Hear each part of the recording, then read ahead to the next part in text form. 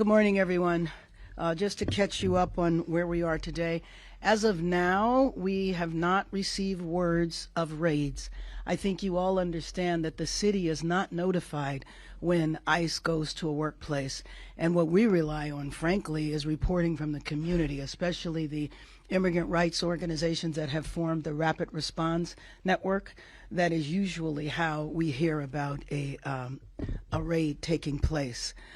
As far as we know, there might be one rally today, but we don't believe there's going to be a series of them, and we don't have a lot of information about that one rally. I do want to say that at 6 o'clock tonight, though, there will be an interfaith prayer vigil of which I will be honored to attend, and it will be at 6 o'clock, calling for peace, calling for unifying our community, calling for supporting immigrant Angelenos. So let me just say now, commenting about last night, the violence we saw last night, there is just no way to view it as unacceptable. So I do not believe that individuals that commit vandalism and violence in our city really are in support of immigrants. They have another agenda. If you support immigrants and the rights of immigrants to be in our city, you would not be tearing the city apart or vandalizing it. And I do want to say, especially for our national audiences, that those of us in Los Angeles understand that the unrest that has happened are a few blocks within the downtown area. It is not all of downtown, and it is not all of the city. Unfortunately, the visuals make it seem as though our entire city is in flames, and it is not the case at all. And I think it's important to say that. Now, having said that, though, the violence and the damage is unacceptable. It is not going to be tolerated, and individuals will be arrested and prosecuted to the full extent of the law. And no individual that is involved in vandalism should think because they went home that night that they're off scot-free, because investigations will take place, and I am assured by the police department that there will be follow-up and arrests. The extensive vandalism downtown, especially of the graffiti that is just blanketing a number of blocks, has been extensive. We are 1 year away from the World Cup. This is about beautifying our city and bringing our city together. And so I am calling on business leaders, community leaders, faith leaders to come together downtown in the next few days to talk about how we are going to clean up the city. Obviously, city workers are already out there removing the graffiti, but this is so extensive, it's going to take community-wide involvement. We had launched a program called Shine LA a couple of months ago in preparation for the World Cup, and now we are called on to direct that citywide. We need people from all over the city to come to downtown and to help with this effort. The staff, the mayoral staff standing behind me, represent the best of our organizers and community liaisons, and they will be leading that effort. I do want to go back and say that, just go back in time a minute. On Thursday of last week, Los Angeles was peaceful. There was nothing going on here that warranted the federal intervention that took place the very next day. If we want to look at the cause of what is happening here, I take it back to raids that took place on Friday, and the uncertainty and the fear and the fact that families across the city are terrified that they don't know if they should go to work, they don't know if they should go to school. We have people that were detained. We don't even know the exact numbers of the people that were detained. We have people that have not had contact with legal representation, nor have they even had contact with their families. And so there is an awful lot of concern.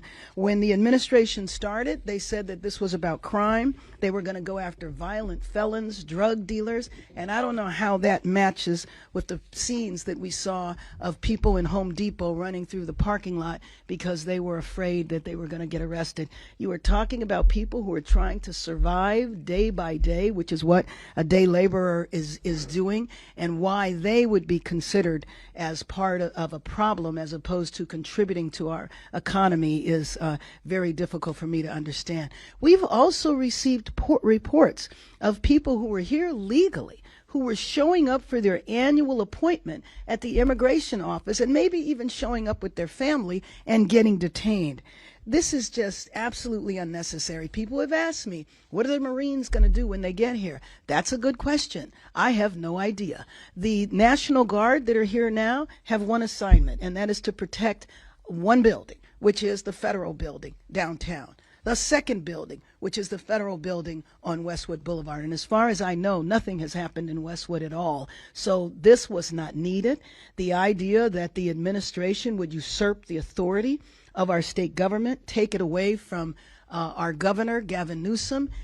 The governor knows that if we put a request in for the National Guard and it went to him, he would comply. There was never an issue there because we were never thinking about calling upon the National Guard.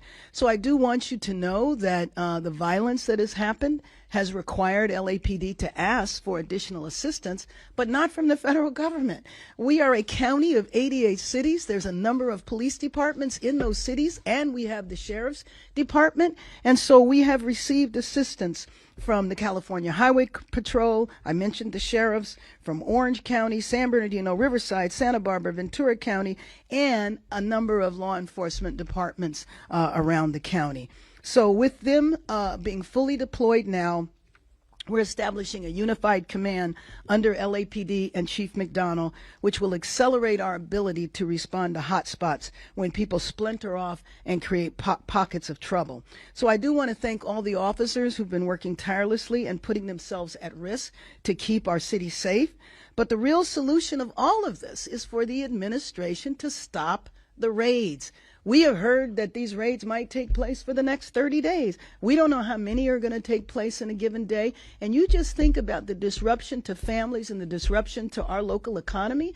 You might have a mother who goes to work in someone's home doing childcare or taking care of the household, a father who is the gardener or doing landscaping, people who are working in factories, and people without documents who are running small businesses, contributing to our economy in every step of the way. So I just want to conclude by saying we are 12 months away from the World Cup. We need the administration to help us prepare.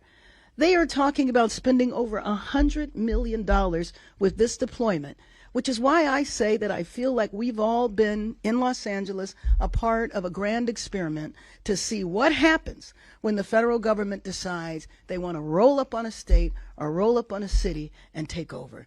So with that, I would open it up for questions, of which Zach will manage. Start with Josh and then go to Craig.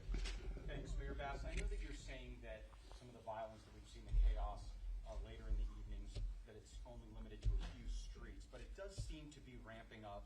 There was a lot of looting last night spreading to other parts of downtown LA. I know you've said that the solution is to stop the raids, but the federal government has said that's not going to happen. What is your plan to bring calm to the city? Well, first of all, when I say a few streets, I don't mean that to mean like it's very small, because the vandalism, especially the graffiti, has happened kind of outside of that. But nevertheless, I'm trying to counter the image that this is happening all over our city, because it is not. And so we do want law enforcement to respond aggressively.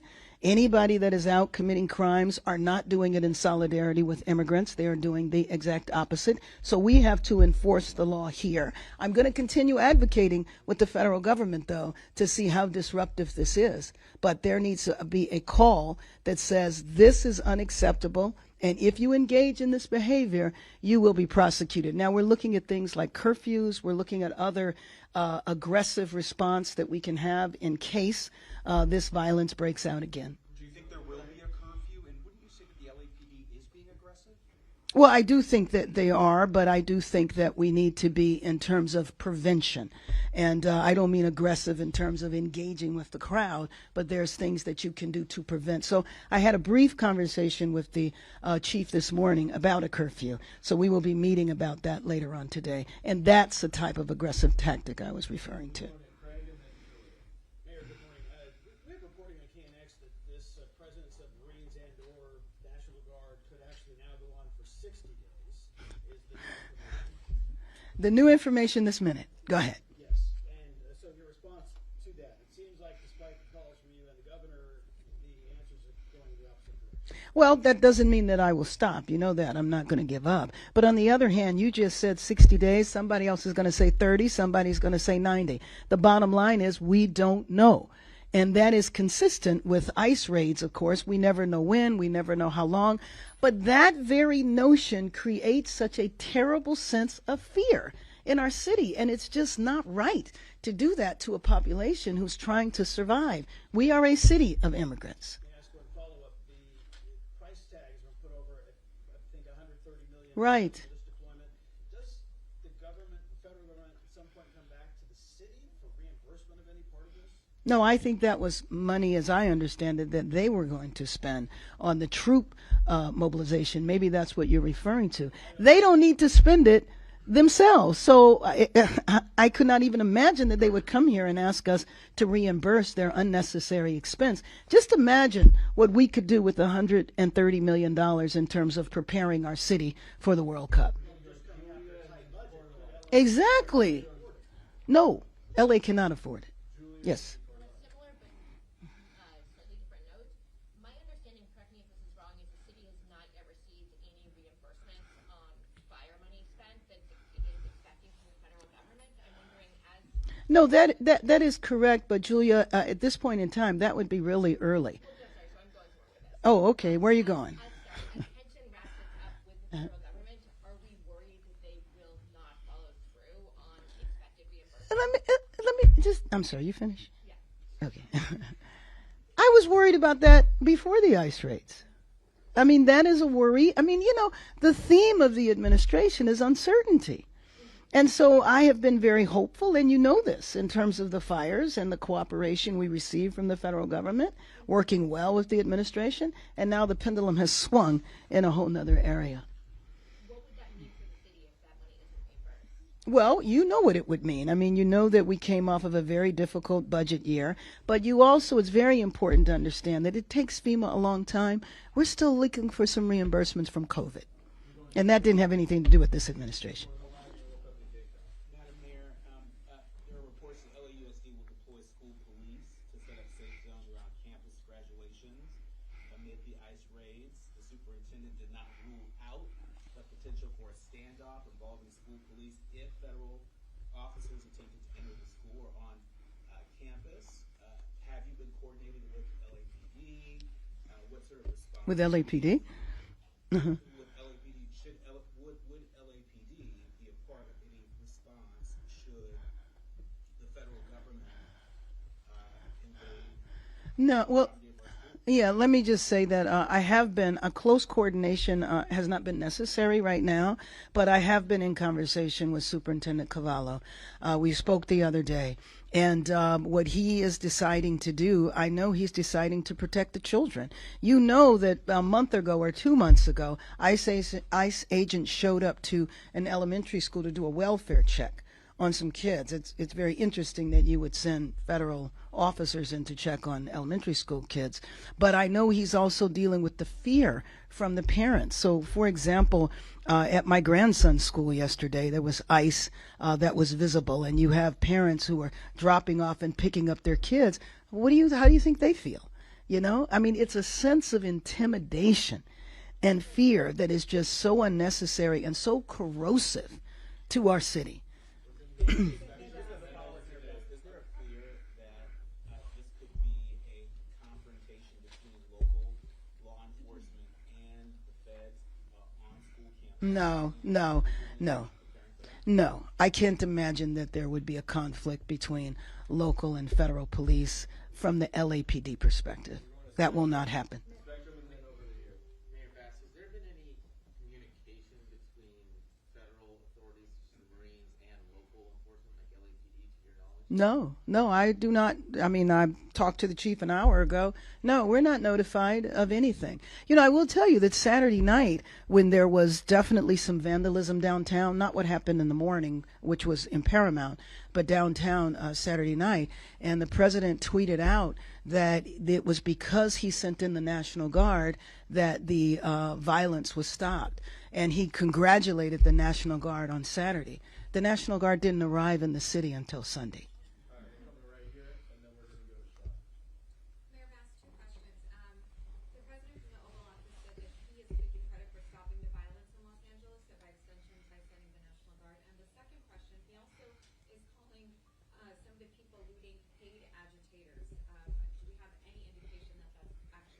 Absolutely not. I mean, my guess is that you have social media phenomena that calls for parties, that calls for street takeovers, and I think it's in the same vein. What I do believe very strongly is that the groups that are vandalizing downtown are not a part of the immigrant rights movement, are not concerned about immigrants, are concerned about wreaking havoc, and are immigrant rights organizations that have been institutions, well established, well respected institutions in our city for decades, are used to doing protests. They are very well organized and coordinated, and they don't tolerate the violence. Yesterday's demonstration that was put on by labor, especially in solidarity with David Huerta, they had a system there where they wouldn't let people in a certain area if they had a mask on. My point is that we know how to take care of these issues ourselves. And then when you said about how the reason why, you know, things have gotten under control because of the National Guard, I gave you an example where the National Guard wasn't even here, and he was tweeting that out. The other thing is that if you want to know what the National Guard is doing, drive by the Federal Building. They are stationary at the Federal Building, protecting the building. They are not out doing crowd control or anything like that. So I don't know how he could say that the National Guard is who saved the day. Who saved the day are our local law enforcement agencies. Going to Sean, and then we'll go right here to Sean. Madam Mayor, can you walk us through a little bit about what you knew and when you knew it about with the raids on Friday? How did it go down? When did you first get the sense that something was awry, and when did you first get the sense that the president might be planning to deploy the National Guard? Well, on Friday, I was notified when the raids were happening. I was notified, there were 3 raids in the city of Los Angeles. There might have been some others I've heard about that were outside of the city that day. And I heard about it when the Rapid Response Network began notifying people that a raid was taking place. And then at that point, the family members know, hey, my son, my father, my spouse is working at this place. And then they start showing up. So that's when I heard about it. And then shortly after that, you began hearing from the administration. The National Guard issue came into play on Friday as well as Saturday. That's when I was talking to officials with the Trump administration, including Tom Homan. I spoke to him maybe about an hour before he said if I got out of line or the governor did, we'd both be arrested. Right here in the blue, and then right there in the dark. Mayor Bass, I know the pictures that are being taken here are being shown around the world. Right. Or unfairly. They do give people an image. Have you contacted people, not talking about Casey Wasserman, but people at the IOC in Switzerland, trying to calm down any fears that they might have about what they're seeing here in Los Angeles? I appreciate that question. Ironically, the IOC was here last week, and so I met with them directly. We did actually a panel with them, and we were talking then about how vast our city is and how if something happens in one area, it doesn't mean it's happening all around the city. So it's a little ironic we were having that conversation. I have not talked to them directly since then. Needless to say, my focus has been on keeping Angelenos safe and protected here. And the second question, the curfew idea, obviously, that happened many years ago with the Rodney King situation, and it did calm things down. What would the parameters be? Would it be a localized, limited area type curfew? At least what you're thinking right now. What I'm thinking is yes, because there's no need for it to be anything other than that. It's just important to reiterate that what is happening is not happening. It's not even happening in the entire downtown area. So there would be no need for a citywide curfew. But again, this is just preliminary discussions. It's one thing to say a curfew, then you have to enforce it. Mayor Bass, what message do you give to businesses in these impacted areas, just on what steps you want to take to help them, still keep their doors open and not have to worry about the graffiti or the looting? Well, I wish I could say and not have to worry about, but we're coming together. I spoke to business leaders this morning saying that we need to come together, not just to talk, but come together with a plan on how we're going to repair the damage that has taken place and understand that it's going to take everybody. It's going to take the private sector, obviously the city. The city workers are already out there, and they've been out there for hours, and they've been out there for the last couple of days. But I know if you've driven around downtown, you know how massive this is. So the city workers are going to need assistance as well, but also, general citizens. I think everybody is concerned about downtown. I think people need to come from all different parts of the city to join us in repairing the damage that has taken place. Mayor Bass, I wanted to ask you, what's your explanation of why this is happening in Los Angeles? I live in Miami. I've been all over the country. I haven't seen this in any other place. Why is it happening here? Many people think that Los Angeles is a pretty brave city to say things that others are ignoring. Why here? Why did it happen? To be honest with you, I don't know, especially considering the relationship that was developing before this. The only thing I can think of, and that's why I keep going back to, I think we're an experiment. Because if you can do this to the nation's second largest city, maybe the administration is hoping that this will be a signal to everybody everywhere to fear them. That your federal government that historically has protected you can come in and take over. Have you talked to President Trump? No, but I'm gonna put out a call to him today. I have been talking to. I want to tell him to stop the raids. I want to tell him that this is a city of immigrants. I want to tell him that if you want to devastate the economy of the city of Los Angeles, then attack the immigrant population. I want to tell him, don't you want the World Cup to be a success for you? Well, if that's what you want, give us help. Give us the $130 million that are being used for no reason, wasting taxpayers' money. Give us that money so that we can get prepared for the World Cup next year. It sounds like have you been trying to reach them in the past week? It sounds like you were talking to the federal government on Friday and that kind of stopped, but and the focus is elsewhere. But No. are they ignoring your calls? No. What I said is that I have not, period, reached out directly to President Trump. My conversations with people either in the administration or close to the administration have been continuing. I've not spoken to Mr. Holman again, but I think those conversations are still going on. Mayor Bass, I know that you talked about getting business leaders to come together to clean up and help the downtown area, but some have talked to us about their concerns about just protecting their businesses. Absolutely. Yeah. And some have even said, could we get even the National Guard to protect us? Your thoughts on that? Well, first of all, again, the National Guard's mission is to protect the federal building. That's why I said that we're in discussion as to whether or not there should be a curfew. All of those things will help their business. Thank you very much. Mayor Bass, obviously you brought up Board Czar Tom Homan. He's always admonished sanctuary cities. I'm wondering if you feel as if Los Angeles is being targeted because it is a sanctuary city.